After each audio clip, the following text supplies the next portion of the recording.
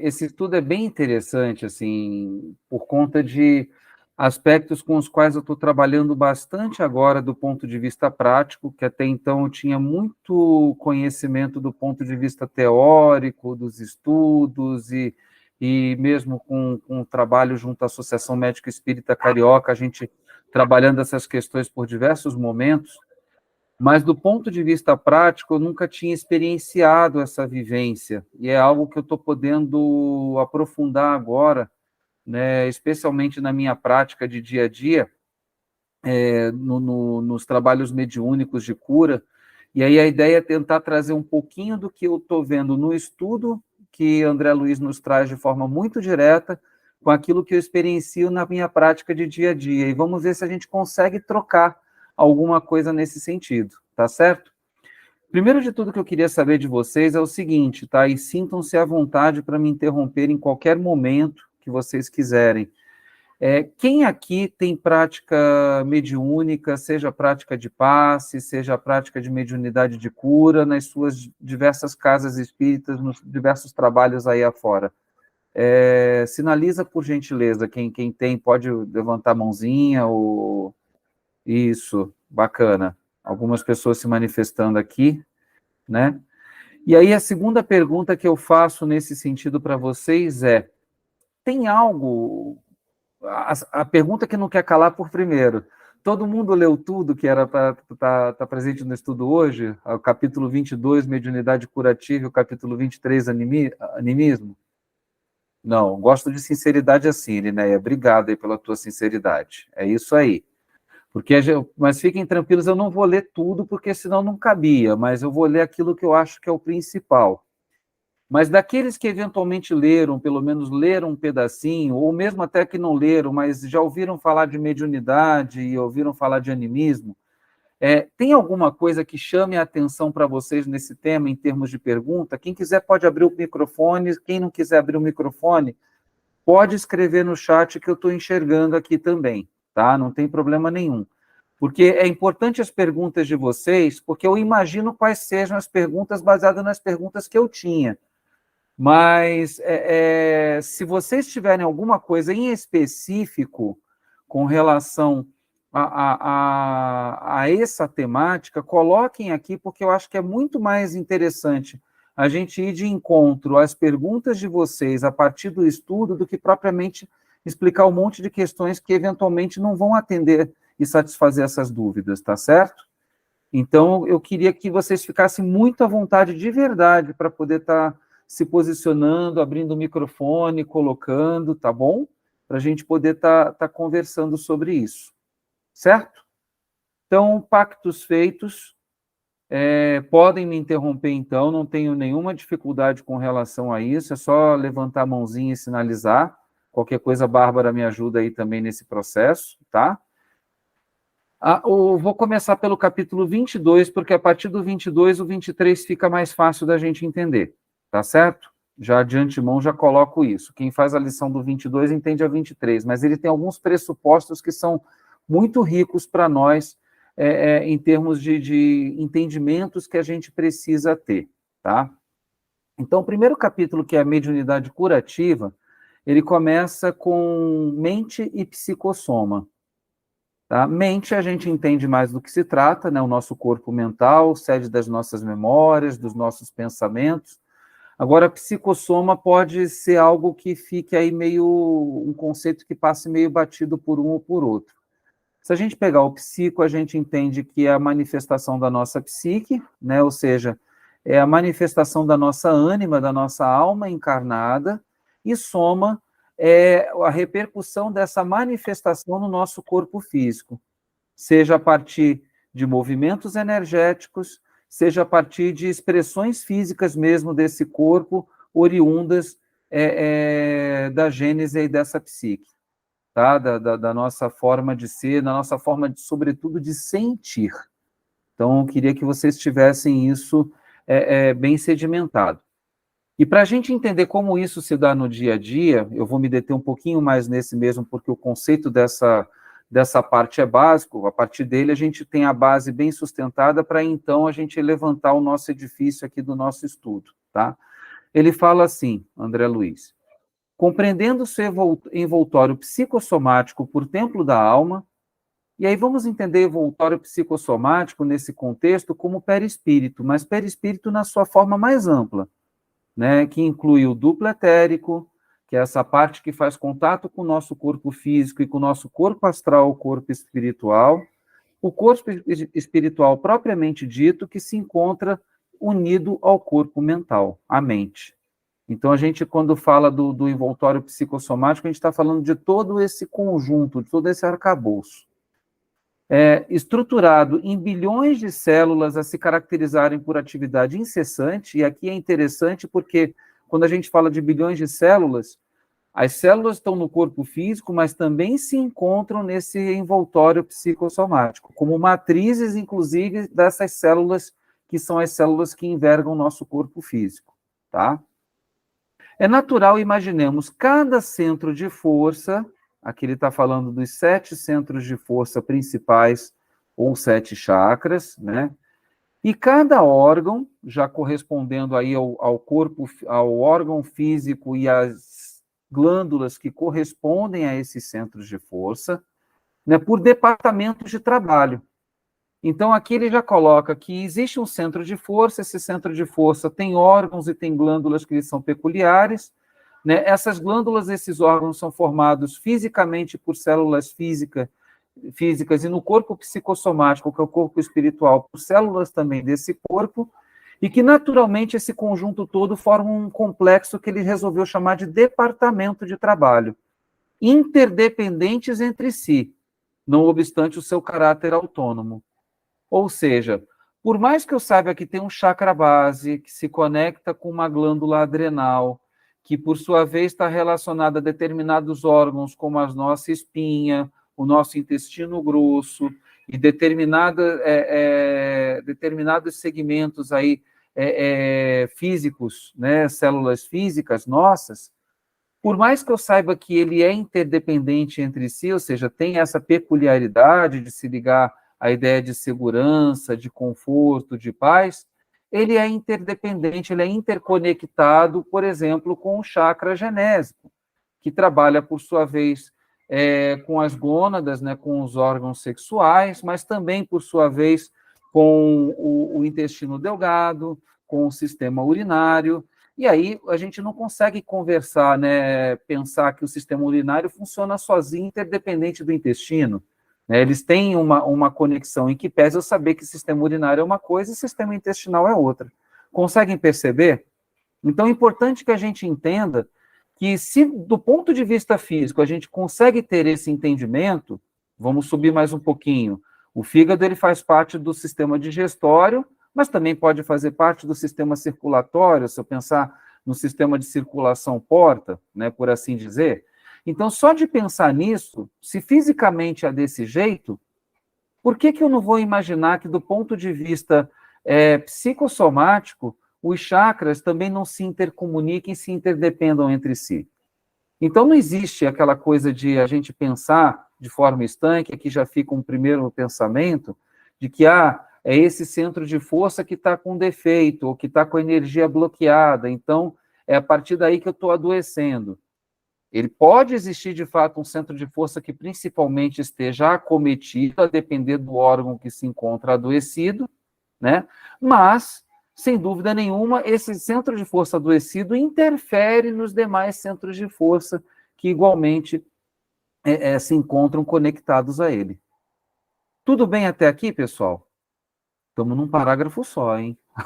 Como é que o negócio aqui é punk, né? Então, vamos lá.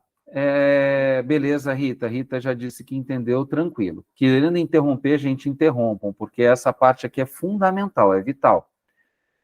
Semelhantes peças, no entanto, obedecem ao comando mental sediado no cérebro. Opa, aqui então ele já está colocando um comando mental em centros de força superiores, a saber, centro de força frontal, centro de força coronário, né, ou chakra da coroa ou chakra do terceiro olho, também podemos chamar assim, né, que vão coordenar, né, vão obedecer ao comando né, que mantém a coesão e o equilíbrio por intermédio das oscilações inestancáveis do pensamento. Então, aqui a gente já viu que, mediando todo esse psicossoma, tem um pensamento que está por detrás, uma forma, pensamento que imprime vontade e dá direção a esses centros de força. Então, a gente já sabe aqui onde está sediando o comando.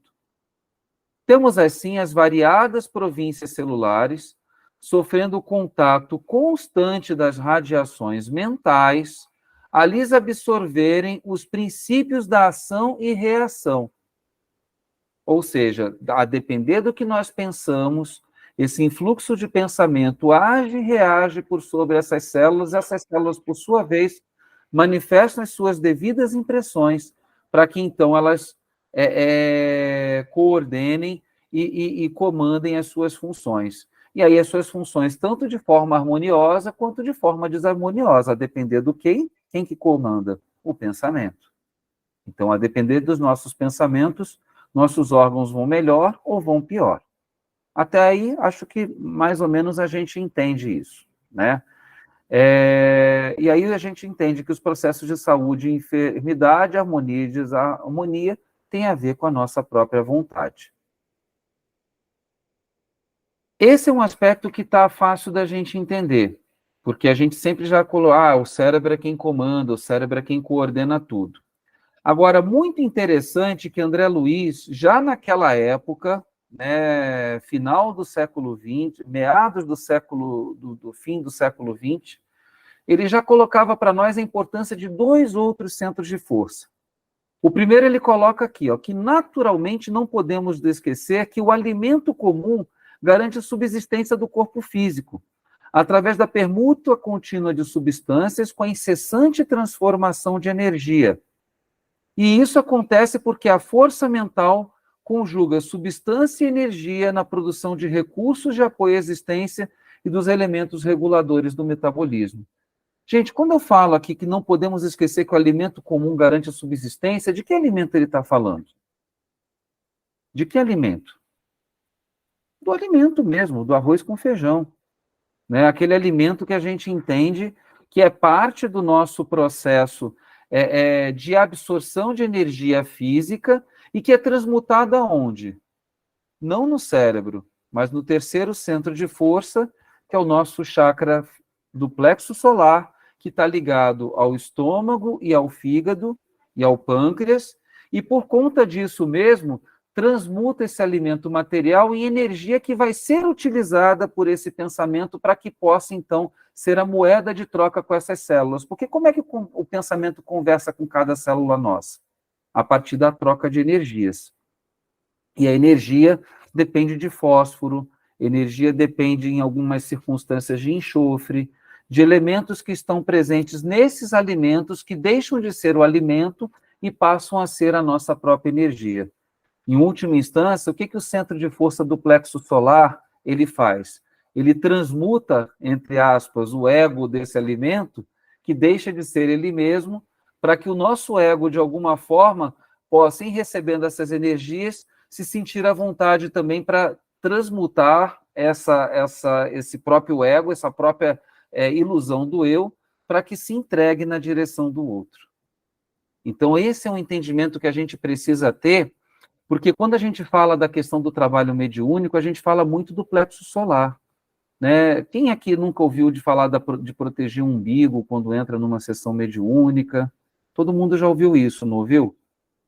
Mas mais do que proteger o umbigo propriamente dito, ou então de buscar cultivar ou consumir alimentos, e aí fica mais fácil da gente entender do porquê que alimentos mais pesados atrapalham o trabalho de mediunidade de cura, porque a gente precisa dessa energia mais quintessenciada a ser utilizada pelas nossas formas, pensamentos, para se colocar na expressão desse psicossoma, né?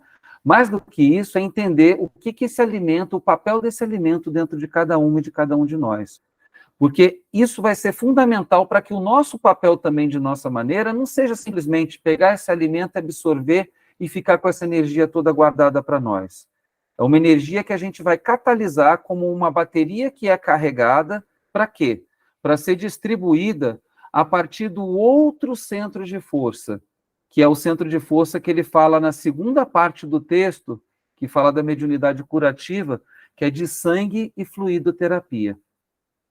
Então, resumindo aqui essa parte que fala da mente do psicossoma, nós temos o nosso perispírito, distribuído nesses 3 corpos sutis, a se utilizarem da forma pensamento como sendo essa força diretriz da nossa vontade, a imprimir nessas células, nesse corpo perispirítico, toda a nossa capacidade, a harmonia e a desarmonia, dependendo do nosso pensamento harmonizado e desarmonizado, mas que esse pensamento ele não consegue ocorrer de forma só.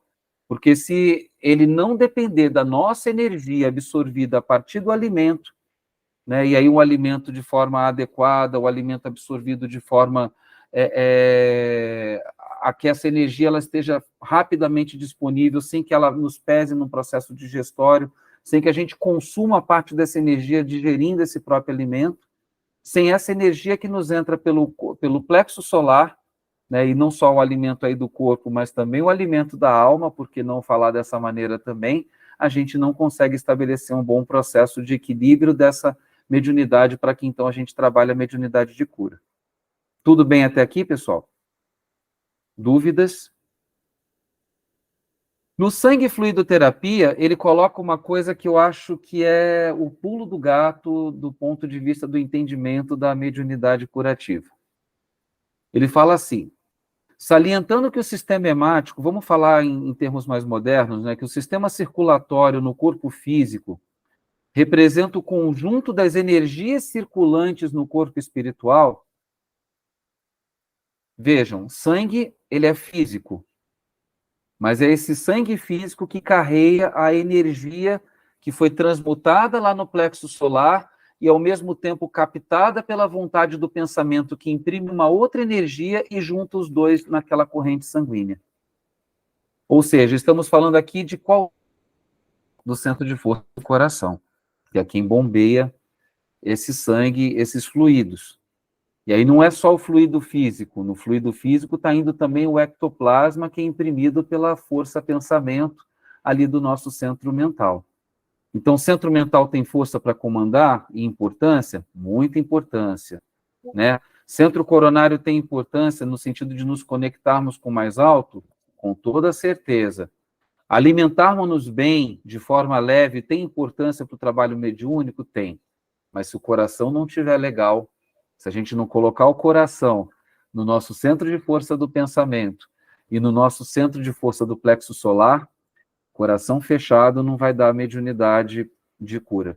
A gente não vai conseguir prover a cura de forma agradável, porque em última, de forma eficiente.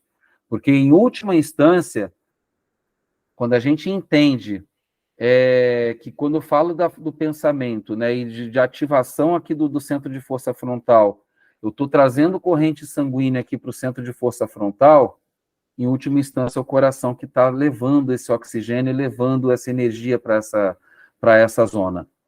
Se eu estou falando do plexo solar, que é onde eu faço a digestão do alimento, em última instância, eu estou falando do quê? Do coração que bombeia o sangue também para as regiões do pâncreas, do estômago e do fígado, e captam a energia desse alimento que, então, é vertido em energia e pode, então, ser captado pela corrente sanguínea. Então, olha a importância da questão do coração, mais do que qualquer outro centro de força nesse aspecto. Porque eu posso estar bem equilibrado sobre todos os aspectos, mas se meu coração não estiver ali, a coisa não anda. Né? Então, o sentimento contribuindo do ponto de vista físico para que eu entenda do porquê que esse sentimento tem que estar ali trabalhado. Né? Porque senão, pulmões, coração, sistema linfático, minha parte imunitária vai estar desequilibrada e, consequentemente, eu não consigo fazer essa distribuição. E aí ele coloca assim: relacionado com os centros psicossomáticos, os variados núcleos da vida sanguínea produzem as grandes coletividades corpusculares. Aqui ele vai falar dos glóbulos brancos, dos glóbulos vermelhos, né, das células da medula óssea, das células tronco, né, e até preencherem todos os órgãos hemáticos, como o baço, o fígado, os gânglios e tudo mais. Fácil entender que todo desregramento de natureza física ou moral faz-se refletir de imediato por reações mentais consequentes sobre as províncias celulares, determinando situações favoráveis ou desfavoráveis ao equilíbrio orgânico. Então, aqui ele arremata. Não é só a parte física que eu tenho que cuidar, mas, sobretudo, da parte moral, né, do que diz respeito ao meu relacionamento com o meu irmão. E aí o pensamento é a força que, devidamente orientada no sentido de garantir o nível das entidades celulares no nível fisiológico, lhe facilita a migração ou lhes acelera a mobilidade para certos efeitos de preservação ou de defesa. Aquilo que a gente falou, o sistema imunitário está relacionado a esse centro de força. Seja na improvisação de elementos combativos imunológicos ou na prevenção de processos de adoecimento, com a intervenção da consciência profunda.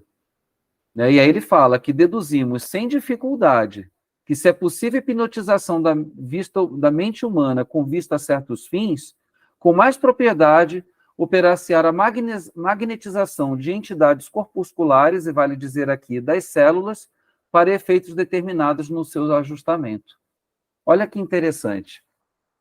Ele deduz a partir daí que, se de alguma forma a gente consegue hipnotizar a mente humana para que ela siga não mais a sua vontade, mas outra vontade, por que não imprimir sobre esse centro de força uma vontade ainda maior para que essas células que facilmente obedecem ao comando da mente humana possam obedecer à força diretriz, por exemplo, de um médium passista de cura? Aí ele começa já a trazer as pistas do que a gente tem que trabalhar.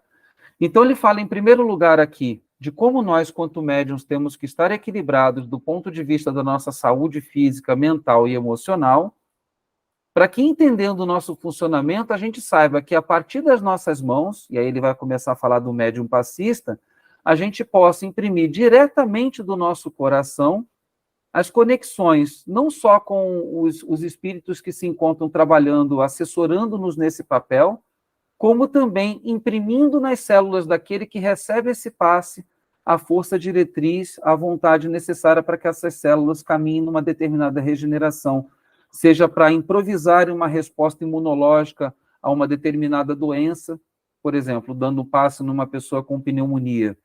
Eu posso, a partir do passe, com isso, segundo diz aqui André Luiz, tomando consciência desses cuidados todos que temos que ter com o nosso corpo, de direcionar células de defesa para aquele pulmão, para aquele local onde está adoecido, e aí, com isso, haver uma reação inflamatória, imunológica, que vai combater essa infecção, restabelecendo a saúde da pessoa, por exemplo. Isso é possível de ser feito. E aqui ele explica de que forma isso é feito. Né? Então, acho que é importante que a gente tenha consciência da maneira como essa fisiologia espiritual se dá, exatamente para que, a partir daí, a gente consiga estabelecer melhor os nossos processos de passe, os nossos processos de cura e de magnetismo. Tudo bem até aqui? Tranquilos? Irene levantou a mão, pode falar, Irene, fique à vontade. Irene? Oi, Boa. boa noite. Boa noite. Eu só queria saber qual o livro que você está... Esse do André Luiz. Então, a gente está lendo o livro Nos Domínios da Mediunidade. Tá? Mecanismos da Mediunidade, me desculpe. Domínios da Mediunidade é outro livro. Mecanismos da Mediunidade. A gente está no capítulo 22. Mediunidade curativa. Cheguei bem atrasada. Obrigada. Nada, fique tranquila, sem problema nenhum. Só para a gente poder já estar orientando. Está no Mecanismos da Mediunidade. Domínios da Mediunidade, ele fala sobre isso também, mas através de uma determinada história. O Mecanismos, ele começa a dissecar um pouco as questões que ele trabalha nos domínios, de forma mais explicativa, não é uma história, como se fosse alguém dando explicações mesmo, uma aula acerca do que é a mediunidade, né? E aí a gente falou aqui nesse momento de mente e psicossoma e falamos de sangue e fluidoterapia. E aí ele começa a falar do médium passista, né? E aí ele coloca que a mediunidade, o médium passista é justamente aquele que imprime a sua constituição humana as possibilidades que é de conexão com o espírito que se encontra ali fazendo os trabalhos de cura no processo mediúnico. E aí a imagem que ele traz para isso eu acho muito bonita e vale a pena ser lida para que vocês entendam exatamente o que ele está dizendo. De certo, o estudo da constituição humana é aconselhável ao médium passista, tanto quanto ao aluno de enfermagem, que, embora não seja médico, se recomenda a aquisição de conhecimentos básicos do corpo em si. Então, é muito importante que a gente, mas eu vou dar um passe só, começo do alto da cabeça e vou descendo até os pés, tudo bem, está tudo certo, é uma técnica de passe e é muito válida que seja feita dessa maneira.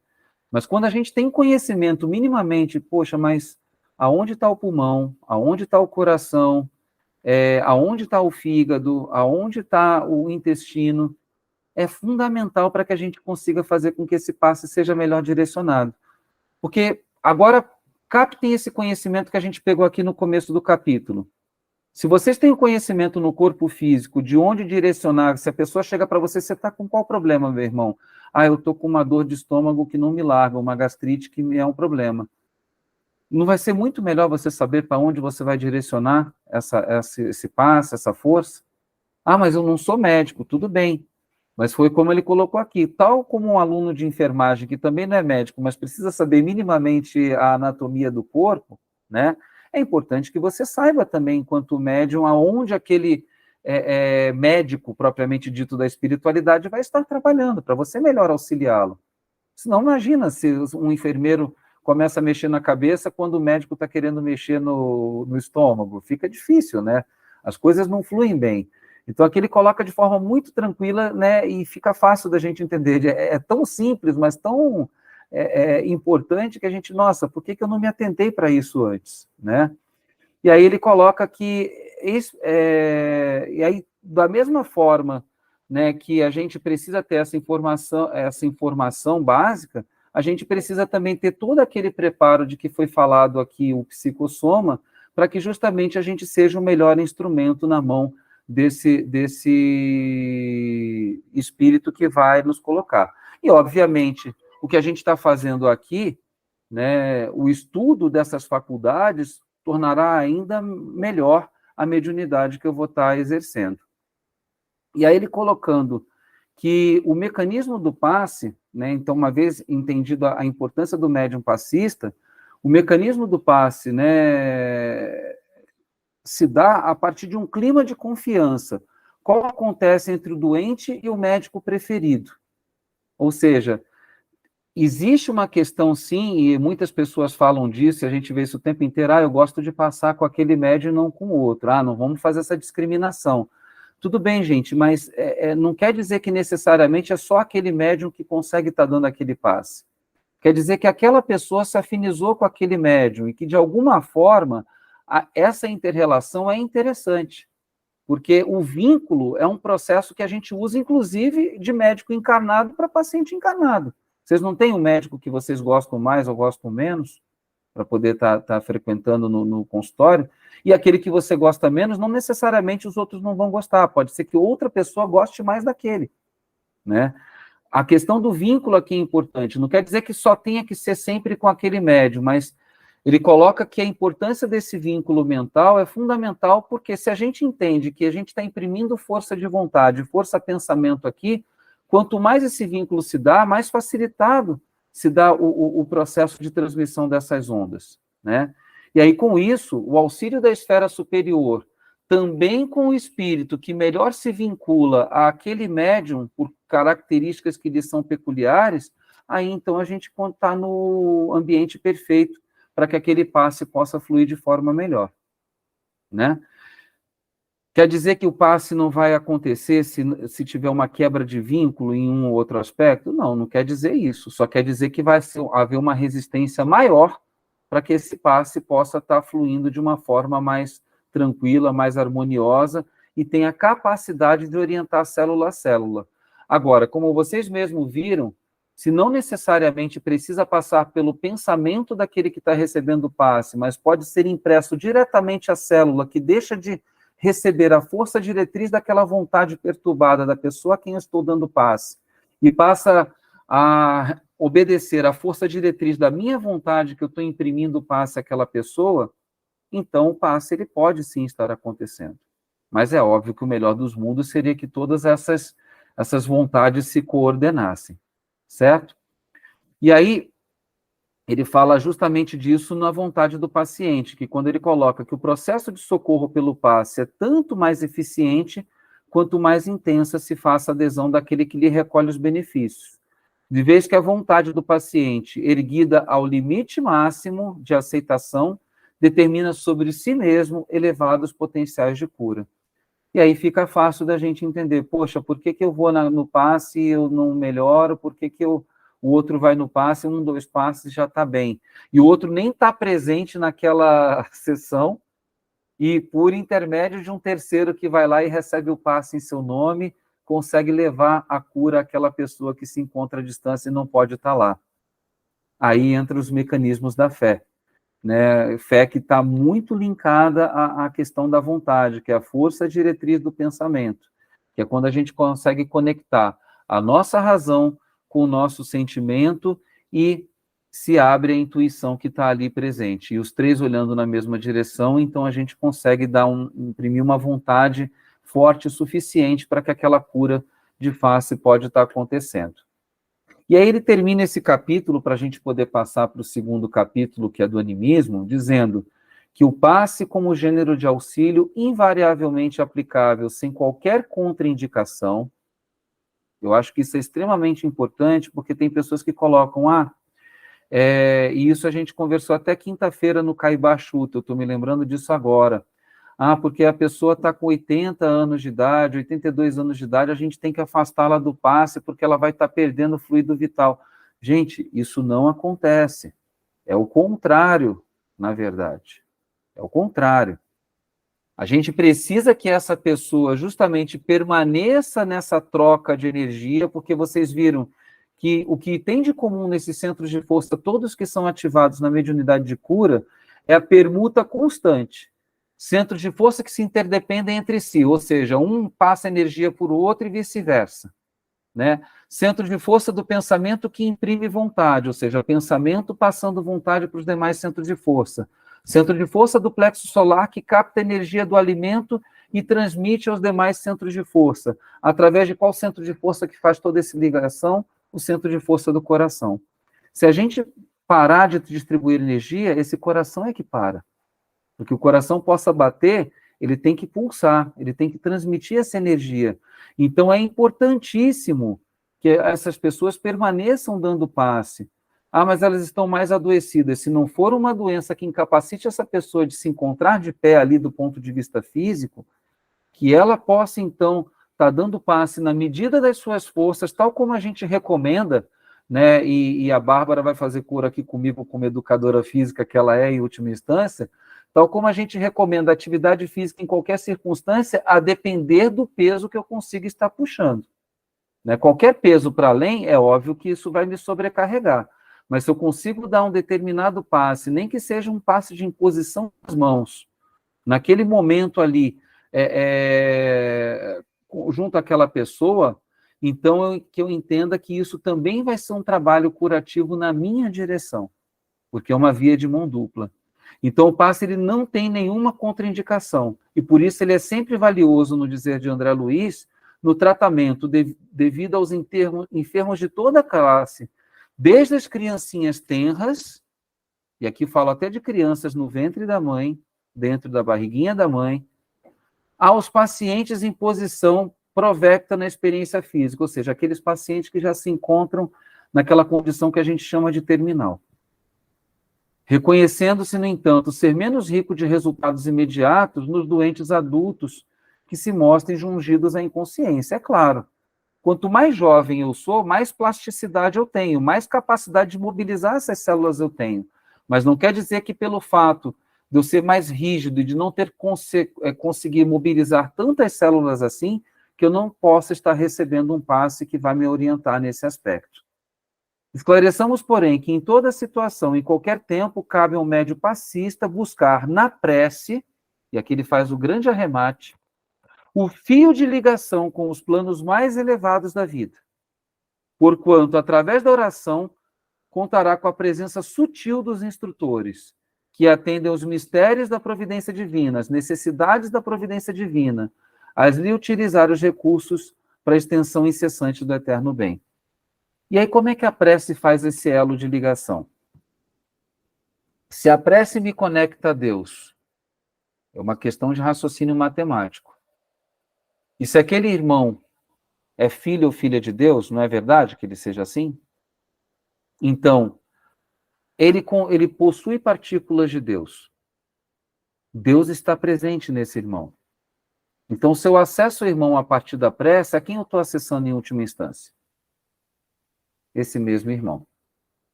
E se esse irmão, por sua vez, recebe o meu passe e se conecta comigo no sentido de ter receptividade a esse passe, recebendo as minhas partículas, a minha energia que eu estou imprimindo em direção a ele, que também sou filho de Deus, quem que ele está recebendo ali em última instância? Seja através do mentor que trabalha comigo, que está desencarnado, seja através da mediunidade que é mais comum, que é a mediunidade mista, né, que é o meu magnetismo em associação com a energia desse mentor. Partículas de Deus. Então, a prece é justamente o elo de ligação que, ao acessar a Deus, estou acessando ao irmão. E, por sua vez, esse mesmo irmão, em forma de gratidão, quando ele expressa gratidão a Deus, ele está também me acessando, porque estou sendo instrumento desse mesmo Deus para levar esse processo de cura. Então, que eu não esqueça nunca que eu estou sendo ali instrumento, porque nunca foi o meu aquele pedaço. Vocês viram que no primeiro momento, o André Luiz ele coloca muito claro que ele fala da sua auto-harmonização, do seu autocuidado. E aí, justamente porque eu me autocuidei, o movimento natural desse autocuidado é levar o cuidado na direção do outro. E a prece mantendo esse fio condutor de ligação entre os dois, né, para que justamente ela atinja os nossos corações perfazendo esse contato. Tudo bem com relação a esse capítulo, pessoal? Alguma dúvida que ficou aqui com relação a ele? Vale depois a leitura detalhada. Eu não estou lendo, como eu falei, todo o capítulo, mas como algumas pessoas colocaram aqui muito bem que não leram o capítulo, eu acho que alguns trechos aqui valiam ser citados, mas leiam agora ele todo e tentem fazer essas correlações. E uma coisa que eu recomendaria muito também, lendo esses capítulos, busquem na Revista Espírita. E aí, quem tiver dificuldade de buscar os termos na Revista Espírita, existe um aplicativo chamado Kardecpedia. Alguém conhece esse aplicativo? Kardecpedia. É como se fosse a Wikipedia de Kardec, só que baixa no celular, tá? Bacana. Então, Kardecpedia. É do jeito que fala, Kardecpedia, né? Tudo junto. Esse aplicativo, ele tem todas as obras de Kardec, incluindo as revistas espíritas todas, tá? E aí, quando vocês colocarem lá mediunidade e animismo, ele vai botar onde está tudo isso na obra de Kardec. Se tiver no Livro dos Médiuns, ele vai dizer em que capítulo está. Se tiver na Revista Espírita de 1859, de maio, vai estar lá dizendo aonde está. E vocês vão ver que muitas questões que Kardec traz na Revista Espírita sobre mediunidade e animismo correspondem exatamente, sem tirar nem pôr, a questões que André Luiz, na mediunidade do nosso querido Chico Xavier, está trazendo aqui nesses capítulos de André Luiz no Mecanismos da Mediunidade. É impressionante. E aí muita gente às vezes fica falando assim, porque eu só sigo as obras de Kardec, não vejo o Chico Xavier, porque é importante a gente seguir Allan Kardec. Gente, é um desenvolvendo o outro. Aqui não tem competição, está tudo conectado, está tudo linkado. Né? E é importante que a gente tenha consciência disso e estabeleça esses processos de estudos para que nessas horas um ou outro irmãozinho que ainda está equivocado nesse aspecto possa entender que, olha, não estou falando isso baseado num achismo, são estudos que me mostram que isso aqui de fato corresponde à realidade. Né? E aí vamos falar do capítulo, então, de animismo, já que vocês me colocaram, ou vocês estão entendendo tudo, ou não estão entendendo nada. A Irineia quer falar. Vamos lá, Irineia. Microfone. Boa noite. Boa noite. Vocês, como é que apareceu esse estudo? Hoje não colocaram lá o link para a gente entrar, mas vocês já estão estudando esse livro há algum tempo ou entraram hoje já direto no 22? Como é que é? Quer falar, Bárbara? Bárbara? Oi, Quer olá, falar boa um noite, pouquinho? Irina. Boa noite, tudo bem, Posso Bárbara? falar? Boa noite. Bom, antes então dessa resposta, eu queria agradecer a Natália. Natália, se você está por aí, abre seu vídeo. Que assim é um estudo da AME Carioca, vamos dizer assim, inicialmente. Sim. Idealmente foi da AME Carioca, mas ele só pôde ser realizado porque virou um estudo da exames do Estado. Então, sabe quando o neném nasce, a gente não dá conta, mas no final das contas isso foi a coisa melhor que aconteceu, porque virou um estudo de todos. Então, a Natália, ela tá pela AME Três Rios, mas aqui também está presente a Leila da AME Teresópolis e diversos amigos de várias AMEs, incluindo São Paulo, como o Domingos aqui apresentando. Então, sem fugir do assunto, mas só para que nem o Domingos sabia, né, a Natália, Domingos, né, foi durante anos, né, da diretoria da AME Carioca. Mas aí, Domingos, a gente está colhendo os frutos e é muito legal. Agradeço muito a Natália por toda a ajuda, Imagina. assim como a Ami Serra Azul também, que não pôde estar com a gente ao longo, mas ajudou muito no início. Bom, enfim, Irineia, é isso mesmo, o estudo já começou, foi desde o início do ano, e a partir de agora, aqui o nosso grupo, a Natália, aí eu saí, a Natália, só o que é necessário, mas agora retomando em conjunto, a gente está conseguindo divulgar mais. Então, por exemplo, a ideia veio de uma divulgação de grupos internos de casas espíritas, e a gente consegue divulgar mais e vai chegando mais gente. Então, fica tranquilo, quem está chegando agora, todas as aulas estão sendo gravadas e serão disponibilizadas no YouTube da AME Carioca para posteriormente servir como estudo. E também tem até final do ano, né? Então, vamos juntos todos aí até final do ano. Tá, Irineia? Porque nós aqui no Recreio, nós estamos estudando desde a pandemia, vai fazer 5 anos, 4 anos e pouco, estudando todas as obras. E nós chegamos semana passada nesse livro, o 11, né, o 11º livro, mas estudamos só o primeiro capítulo. Eu falei assim, puxa vida, estudamos um capítulo, já estou indo para o 22, né, 22º. Mas legal, eu agradeço e vou participar sim. Mas, Obrigada. mas esse livro tem uma característica bem bacana, com Mecanismos da Mediunidade, porque como ele não é uma história propriamente dita, você pode pegar os capítulos como se fosse uma apostila, entende? Exato. Então, eu falei aqui de mediunidade, eu não dependo de entender o que estava nos capítulos anteriores para poder falar de Sim, mediunidade. É claro que tem sim, algumas explicações ali que me serão úteis, sim. mas dá para tranquilamente a gente pegar aqui do meio e começar a entender ou desenvolver as partes mesmo, né?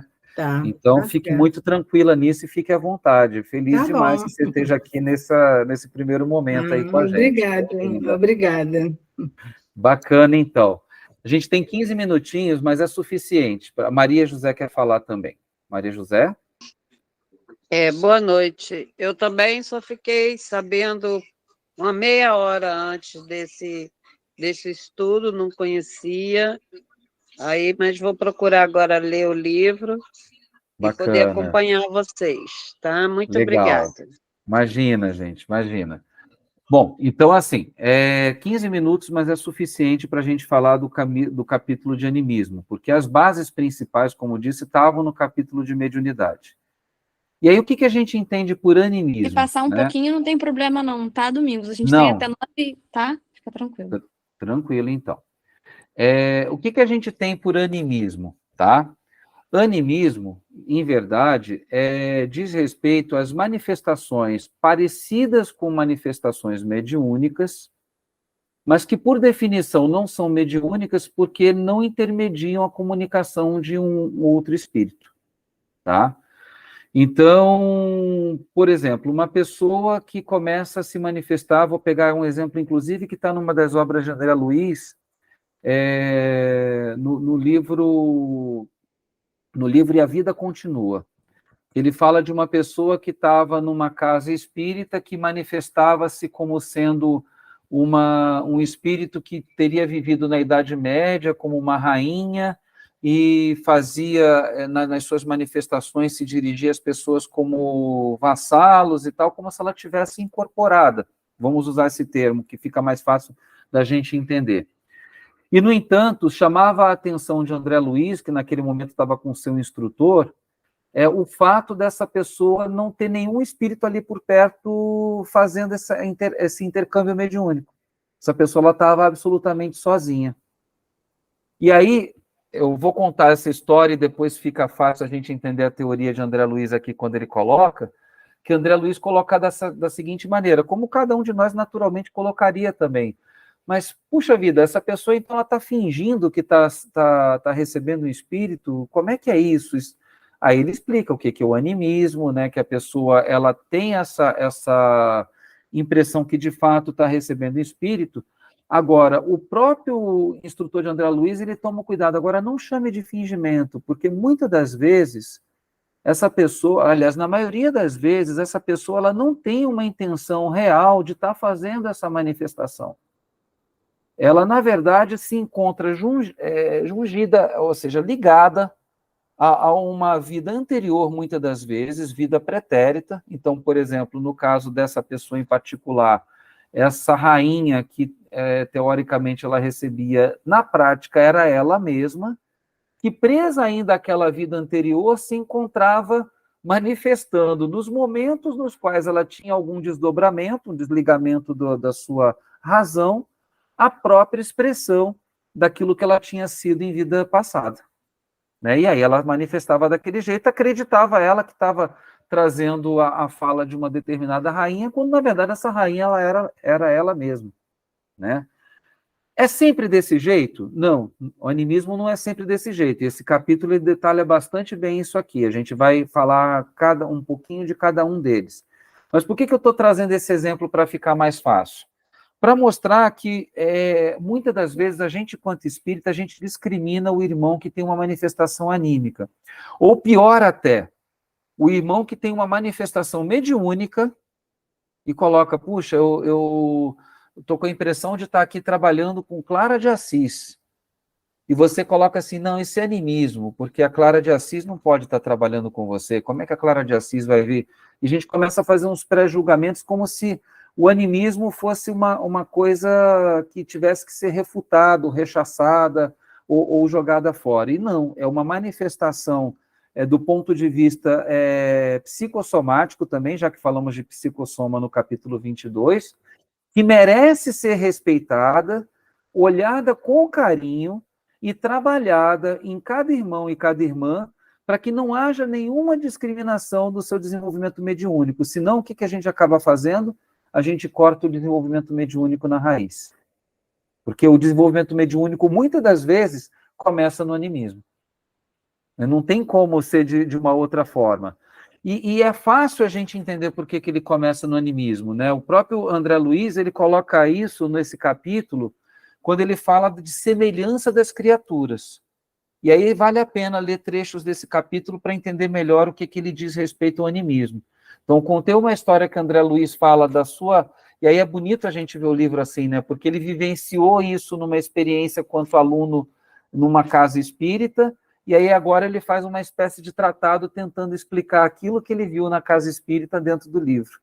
Se a gente pega a obra nessa sequência, fica muito bacana isso. E aí ele coloca o seguinte, que somos necessariamente impelidos a reconhecer que se os vivos da Terra e os vivos do além respirassem climas evolutivos fundamentalmente diversos, a comunicação entre eles resultaria de modo impossível, pela impraticabilidade do ajuste mental. Ou seja, se o que está desencarnado e encarnado fossem diferentes, ou seja, não fossem seres humanos, não haveria comunicação. Na prática, o que ele está dizendo é isso. Tá? Então, na verdade,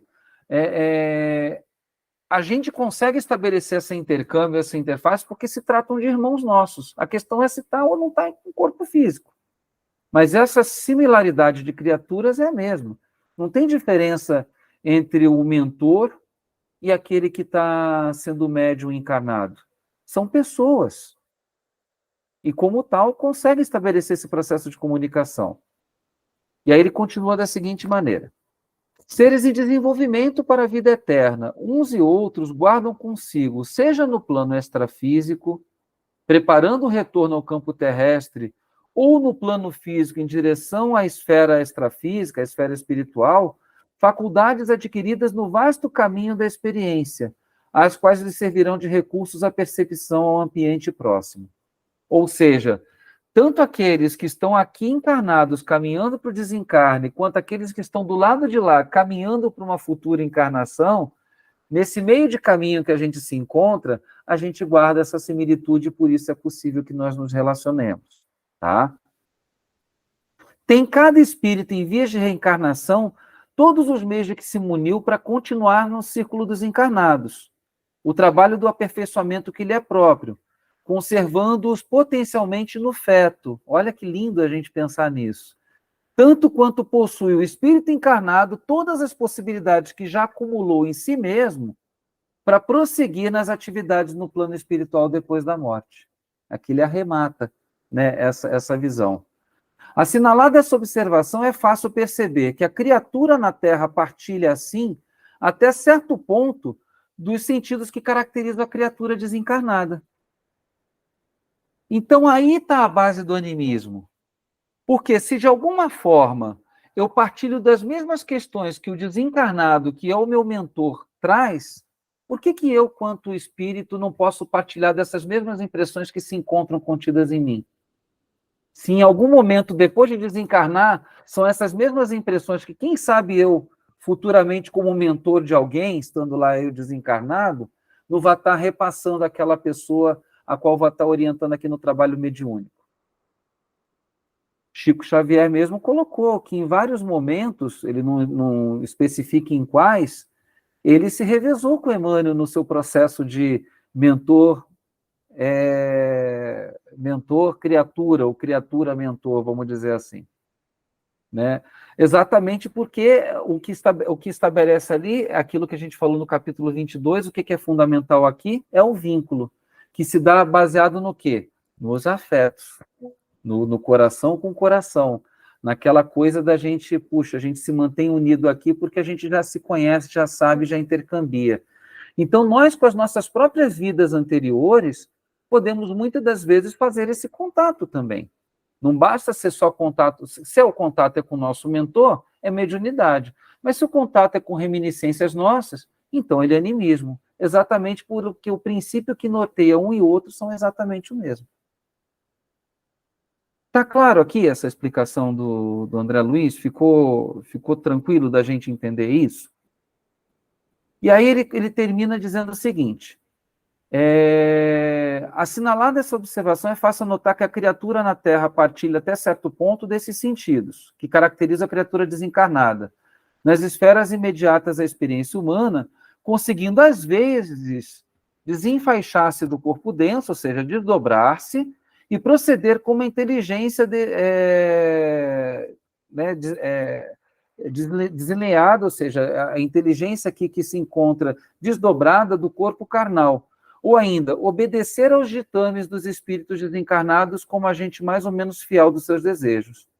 E aí encontramos nessa base a elucidação clara de muitos fenômenos, né, de animismo que a gente observa. Ele dá o exemplo aqui do faquirismo e de outras questões, no qual a gente pode se desdobrar do corpo físico e colocar a nossa consciência ali do lado de fora e fazer um trabalho semiconsciente nesse processo. Que ora eu estou correspondendo, sim, ao processo mediúnico, mas ora também eu estou fazendo conexões com experiências anteriores e transatas que se manifestam a partir do meu corpo físico. E aí ele coloca algumas situações de animismo que ele observa, né? Ele primeiro coloca os aspectos relacionados à obsessão. Então, o animismo ele pode ser uma manifestação, sim, de obsessão. Em que circunstâncias, né? Nesse aspecto, surpreendemos multiformes processos de obsessão, nos quais inteligências desencarnadas de grande poder escravizam essas vítimas inabilitadas, né, detendo-as por tempo indeterminado em certos tipos de recordação. Então, por exemplo, no caso dessa moça que eu citei o exemplo, que ela estava prisioneira desse pensamento dela quanto rainha em vida anterior, neste instante ela tinha um animismo simples, mas poderia, por exemplo, haver um espírito desencarnado que imprimiria uma hipnose nessa moça, de forma que ela só olharia para essa vida anterior acreditando estar se comunicando com um determinado espírito de alguma importância ou de alguma elevação. Não que isso implique em que haja uma falsidade no processo em si, porque o processo de intercâmbio, o processo anímico, o processo psíquico, ele é legítimo, ele é real, ele está ali presente. Apenas está sendo desviado, nesse caso aqui da obsessão em específico, por alguma inteligência superior que se aproveita dessa pessoa sem muita educação mediúnica, aí já começa a importância do que a gente está fazendo aqui, para que então ela, sendo obsidiada, ela se reporte às reminiscências anteriores, como se estivesse conversando com um espírito mesmo desencarnado. Esse é o aspecto que diz respeito à obsessão. Mas pode também acontecer a partir de um mecanismo de hipnose. Quando André Luiz nos coloca o seguinte, que imaginemos um sensitivo a quem um magnetizador intencionalmente fizesse recuar até este ou aquele ponto da sua existência, né? Então, ele coloca o exemplo aqui de alguém que hipnotiza alguém e coloca assim, olha, pense que você está acordando agora, e isso é de noite. E aí fica colocando aquela pessoa para estar sempre acordando, acordando, acordando. Não interessa que avance a noite, o dia, ela vai permanecer sempre acordando, no looping no qual ela vai estar preso nesse processo de hipnose ali. E aí ele coloca esse exemplo para poder explicar como é que se dá o animismo hipnótico. Que ele coloca que nas ocorrências várias da alienação mental, encontramos fenômenos assim tipificados, reclamando larga dose de paciência e carinho, porquanto as vítimas desses processos de fixação não podem ser categorizadas à conta de mistificadores. Olha o cuidado que André Luiz tem aqui, né, em cima daquilo que ele já sabia que naquele momento alguns espíritas estavam fazendo com relação às pessoas que se encontravam presas a fenômenos anímicos. Então imagine uma pessoa que fica sempre dizendo que está lá vivenciando aquela incorporação dessa rainha, ou dessa personalidade, ou desse, ou daquele espírito, né? E ficam presos nesse processo hipnótico que muitas das vezes a própria mente deles imprime, seja em formato de culpa, ou seja naquela formato primeiro anterior, a partir da obsessão de uma força superior que imprima essa vontade. Né? São pessoas que estão ali, na verdade, as que, ao contrário de serem tratadas como mistificadores, são mistificadores, vamos banir aqui da casa, deixar ele de fora. Não. É ao contrário, é aí que eu tenho que estar justamente cuidando dessas pessoas para que eu consiga verter que essas energias possam, em algum momento, voltarem a se reequilibrar. Reequilibrar de que forma? Em acordo com aquilo que a gente viu no capítulo 1, né? Alinhando o centro de força da vontade, né, que é o frontal e o coronário, alinhando esses centros, alimentação adequada, mas ao mesmo tempo transmutação do ego para que o nosso plexo solar se encontre bloqueado de energias deletérias e levando o centro de força cardíaco a todos eles para que, de alguma forma, o coração possa estar presente nesse contexto. Inclusive no contexto de estar resgatando essa pessoa desse processo anímico, hipnótico. Porque aí, com isso, eu consigo estabelecer, então, o processo de retomada dela e, quem sabe, dar sequência ao seu próprio desenvolvimento mediúnico, tá? E aí ele coloca muito claramente o seguinte, que nenhuma justificativa, e quando André Luiz fala nenhuma, é nenhuma mesmo, não é tipo uma ou outra pode, é nenhuma justificativa existe para qualquer recusa no trato generoso de personalidades medianímicas provisoriamente estacionadas em semelhantes provações. Tá vendo? Então, assim, não tem justificativa alguma para qualquer recusa no trato generoso, para a gentileza da nossa parte. E não apartar no sentido de que vocês estão mistificando. De vez que são em si próprios espíritos sofredores ou conturbados quanto quaisquer outros que se manifestem. A gente não tem cuidado com os espíritos que se manifestam em sessões de desobsessão? que são sessões de reeducação. Por que não com esse espírito que está encarnado do meu lado? E aí eu me lembro muito aqui da frase de João na sua carta, né, na sua primeira epístola. Quem diz que ama a Deus e não ama seu irmão é mentiroso. Porque como é que eu posso dizer que eu amo a Deus que não vejo, se eu não amo o irmão que eu vejo? Né? Olha a questão do chakra do coração vindo aí, a pista fundamental para a gente trabalhar o processo. E aí ele continua da seguinte forma: o amparo espontâneo e o auxílio genuinamente fraterno lhes reajustarão as ondas mentais, concurso esse que se estenderá inevitável aos companheiros do passado que lhes assediem o pensamento, operando a reconstituição de caminhos retos para os sensitivos corporificados na Terra, ou seja, o reajuste do passado vai fazer com que eu me alinhe no presente, aqui corporificado, aqui encarnado, tão importante e tão nobre em sua estrutura, quanto aqueles que os doutrinadores encarnados se propõem traçar para os amigos desencarnados, arrematando aquilo que a gente acabou de dizer. E, aliás, é preciso destacar que o esforço da escola, seja ela o recinto consagrado à instituição primária ou ao instituto corretivo, funciona como um recurso renovador da mente, equilibrando-lhe as oscilações para níveis superiores. E aí ele arremata esse capítulo falando um pouquinho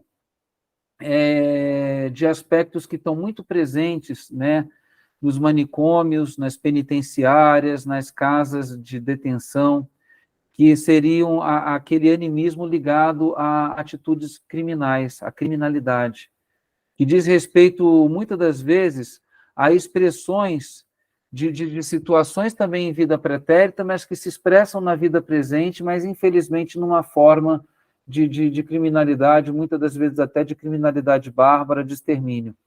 E aí André Luiz ele nos coloca que o ressurgimento de certas situações e a volta de marcadas criaturas ao campo de atividade do ponto de vista da reencarnação funciona em nossa vida íntima como reflexos condicionados, ou seja, aquela pessoa que está no primeiro andar da casa mental, que só reage às coisas da maneira bateu, levou, e não faz com que esse bateu, levou leve a um processo de aprendizado no segundo andar da casa mental, para que a partir dessas novas práticas que ele possa estabelecer, vá para a terceira casa, o terceiro andar da casa, que é a aspiração ao contato da alma, da espiritualidade superior. Fica sempre naquele processo reativo, e entra encarnação e sai encarnação, fica nesse looping anímico, vivenciando as mesmas experiências, não importa quais personalidades envergue, mas as mesmas experiências de reagir da mesma forma e, consequentemente, colocados ali nessa condição.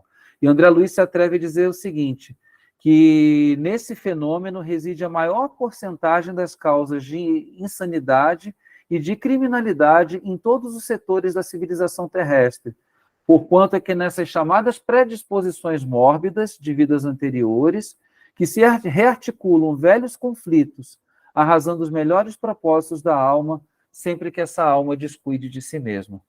E aí ele volta de novo ao ponto primeiro do capítulo, do capítulo 22, que o mais importante, seja num processo de animismo, ou seja, num processo de mediunidade, no qual nós precisamos trabalhar com as nossas energias psicossomáticas, é o autocuidado, é o autoprocesso, é o autoamor.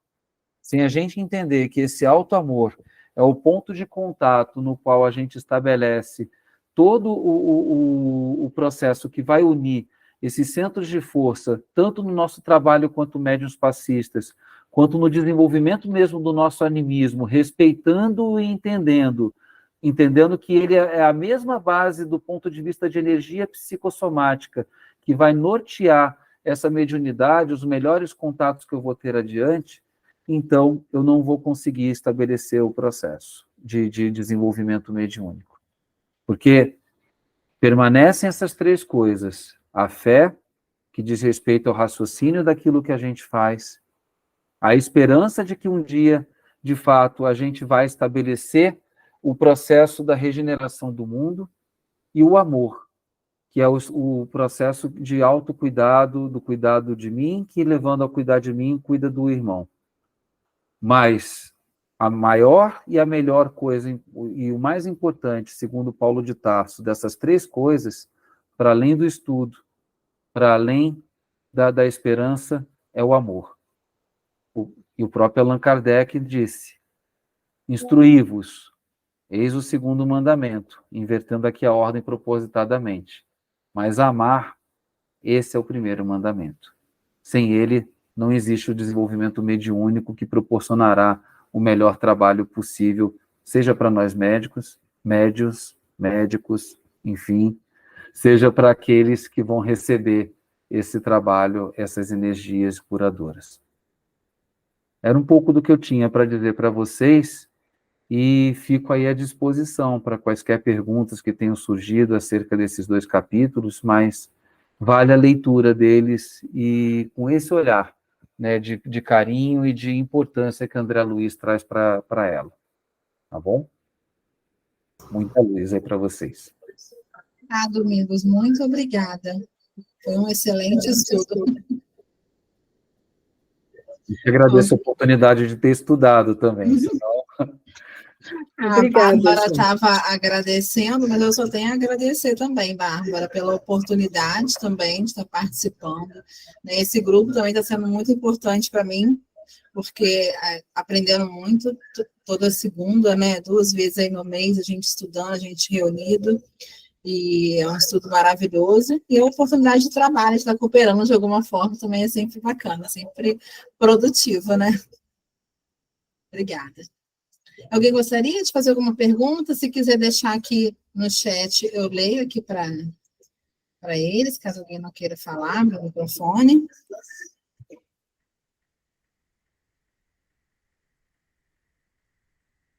Muita gente agradecendo, né, Natália? É verdade. Domingos está lendo aí, Domingos, o chat? Não Quer estou que a gente lendo, leia? não. Mas eu abro o Lê chat aí, aqui, não tem Natália, a problema. mensagem. Olha, tem aqui a Muita gente Cássia, agradecendo. Soraya agradecendo, Obrigado, Alessandra, Alessandra. Estou vendo aqui agora, isso. Soraya, Cássia, Rita. Bacana, gente. Domingos, eu vou fazer uma pergunta então, para ver se anima o Faz. pessoal a perguntar. Senão a gente encerra. É uma pergunta super boba, mas já que você comentou sobre isso na aula, você falou sobre tampar o umbigo. E assim, e aí? Isso funciona? Não funciona, né? Ou funciona? Não sei. Pois é. Enfim, eu não pratico, mas a gente sabe, né, que tem muita gente que acha que pode ajudar, enfim. Como você citou, aí eu queria Tá. que você colocasse sua posição sobre isso. Aham. Eu citei de propósito mesmo, né? Até para ver se provocava isso, porque às vezes a gente se perde mais na forma do que no conteúdo, né? É a mesma história de como é que eu entro com a garrafa d'água no passe. Eu entro com ela aberta, fechada, a garrafa tem que ser transparente, tem que ser escura, Exato. né? Enfim. Gente, claro que determinadas questões facilitam mais ou menos outras. Ninguém vai dizer que, porque eu protejo o meu umbigo, eu estou fazendo uma coisa que é uma bobagem. Não. A gente sabe que tem um centro de força ali chamado plexo solar, que mobiliza todas as energias do corpo, cujo elemento é o elemento fogo, que nada mais é do que o nosso próprio metabolismo, não é um fogo propriamente dito, aquele fogo da fogueira, mas em última instância também o é, porque se eu estou falando de caloria, eu estou falando de fogo mesmo, né? E aí é claro que, assim, colocar, sabendo que tem energias que vão e que vêm por ali, né, se tratando da energia do metabolismo, protegendo aquela região, posso dificultar a transmissão daquela energia. Agora, o que você acha que é mais importante? Né? E aí, próprio Jesus, eu vou usá-lo aqui como exemplo, né? Usando esse mesmo centro de força, falando de uma outra questão. Né? Foram reclamar com Jesus que os discípulos dele comeram no dia de sábado. Né? E o que eles estavam fazendo no dia de sábado? Eles estavam saciando e nutrindo de energia o plexo solar. Né? Mas para os judeus colocando uma energia negativa, porque aquela energia era de comida que foi escolhida no dia do sábado, e aquela comida, obviamente, ela estava amaldiçoada. Né? O termo era esse mesmo. Né? Então, eles estavam botando uma maldição para dentro. Qual foi a resposta que Jesus deu? O que faz mal ao homem? O que vem de fora ou o que vem de dentro? né? Então eu digo que o homem é o senhor do sábado, e não o sábado foi feito para o homem. Então, claro, eu posso me privar de repente, comer aquela comida no sábado, entendendo que o sábado é o momento do descanso, que eu não tenho que estar me preocupando em trabalhar, que é o momento que eu tenho que estar com a mentalidade mais voltada para o mais alto. Esse é um bom sentido que eu dei para o sábado. Então, aí o jejum está fazendo algum sentido. Agora, se eu estou com fome e aquela fome vai me deixar desnutrido de energia, e sem essa energia eu não vou conseguir estar indo em direção ao outro, então é melhor que eu coma. E aí eu posso comer qualquer coisa. E aí eu já estou entrando no detalhe de que, então se eu comer uma carne eu não posso dar um passe? Se houver uma urgência e só tiver você para dar aquele passe, melhor você que comeu a carne do que aquele que, de repente, não comeu a carne, mas está com o coração perturbado com um monte de questões e não vai conseguir estar levando o coração para o processo ali desse centro de força. Então, eu posso estar com o umbigo protegido, posso ter comido a melhor dieta, mas se meu coração não estiver ali dentro, então aquele centro de força ele vai estar aberto de alguma forma, porque eu vou estar permeável àqueles que, da mesma maneira como eu, se encontram com o coração fechado. Né? E aí, eu vou parafrasear Robson Pinheiro, que uma vez falou uma frase que eu considero belíssima, corpo fechado, e aí nesse caso vale aí o chakra do umbigo protegido, né, que é o tal do corpo fechado, é coração aberto. Ou seja, se o meu coração estiver aberto, então todo o meu corpo ele já vai estar fechado. Fechado às ações deletérias e aberto às ações daqueles que com o coração pronto para amar e servir, vão estar ali à minha disposição, sejam eles encarnados ou desencarnados. Não sei se eu te respondi, mas é um pouco das reflexões que me trouxe aí esse processo que você está me perguntando.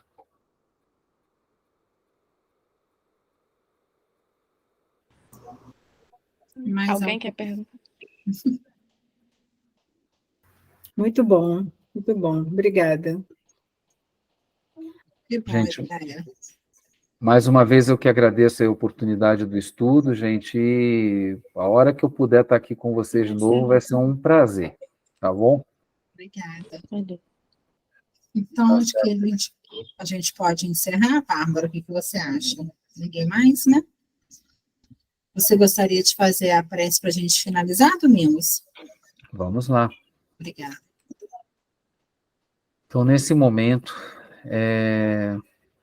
de coração agradecido pela oportunidade de aqui estarmos reunidos, reunidas, possamos levá-lo a cada um dos nossos centros de força, a ação do coração, a agir com cuidado, a agir com coragem, superando quaisquer eventuais medos que estejam nas raízes de nosso centro de força, superando quaisquer rigidez que possam estar presentes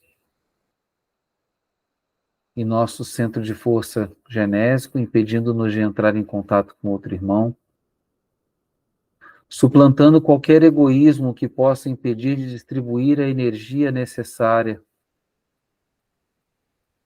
a irradiarmos-nos, a cuidarmos de nossas células e cuidarmos do outro, levando-nos a comunicar não a mentira que nos engana, que nos engoda, mas a verdade que nos leva em direção ao outro, dando a transparência necessária que o outro se manifeste em nós, levando-nos a enxergar o outro com olhos de ver, com ouvidos de ouvir, exercendo toda a empatia que nos for possível, a fim de que, assim agindo, já possamos ser filhos e filhas desse Pai, em conexão com o mais alto, unindo-nos a esses irmãos e irmãs em forma definitiva, posto que todos somos um.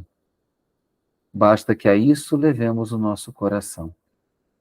Que sejamos misericordiosos, colocando o nosso coração no centro de tudo, para que a coragem e o desvelo necessários aos nossos trabalhos, na grande sessão mediúnica, a qual somos convidados a envergar, que se chama vida, possa se dar da melhor forma possível, quanto co-criadores e co-criadoras da obra do Pai.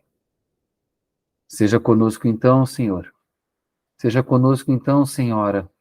Seja conosco, filho, filha, todos em um. E a tua permissão para encerrarmos mais um estudo esta noite.